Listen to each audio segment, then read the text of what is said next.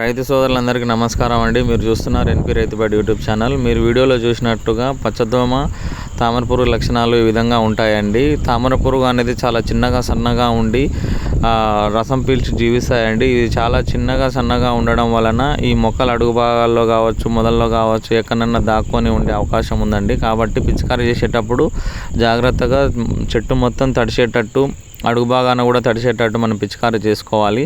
ఈ విధంగా తామర పురుగు అనేది రసం పీల్చడం వల్ల ఆకు పసుపు రంగు వర్ణంలోకి మారి ఆకు వంకరగా మారి ముదురుగా వచ్చే అవకాశం ఉందండి. అలా రావడం వల్ల మొక్క అనేది చనిపోవడం జరుగుతుంది. తామర పురుగు అనేది చాలా చిన్నగా సన్నగా ఉండి దానికి రెక్కలు కలిగి ఉంటుందండి. రెక్కలు కలిగి ఉన్నప్పటికీ అది ఎగరడం కంటే నడవడం, పాకడం ద్వారానే చాలా స్పీడ్గా స్ప్రెడ్ అవుతుంటుంది. కాబట్టి వీటి బెడద మనం గుర్తించిన వెంటనే మనము పిచికారీ చేసి నివారించుకోవాలండి. నెక్స్ట్ వచ్చేసి పచ్చదోమ. ఇది పచ్చదోమ అనేది దాని లాలాజలాన్ని కణజాలాల్లోకి ఇంజెక్ట్ చేస్తుందండి. ఇంజెక్ట్ చేయడం వల్ల ఆకు అనేది పసువర్ణంలోకి మారి వంకరగా మారి చెట్టు వ్యాధికి గురయ్యే అవకాశం ఉంటుందండి. కాబట్టి ఈ తామర పురుగు అనేది, పచ్చదోమ అనేది మనకు పత్తి పంటల్లో ఖచ్చితంగా చెట్టుకి నష్టం చేకూరుస్తుందండి. కాబట్టి మనం మంచి మందులు పిచికారీ చేసుకోవాలి.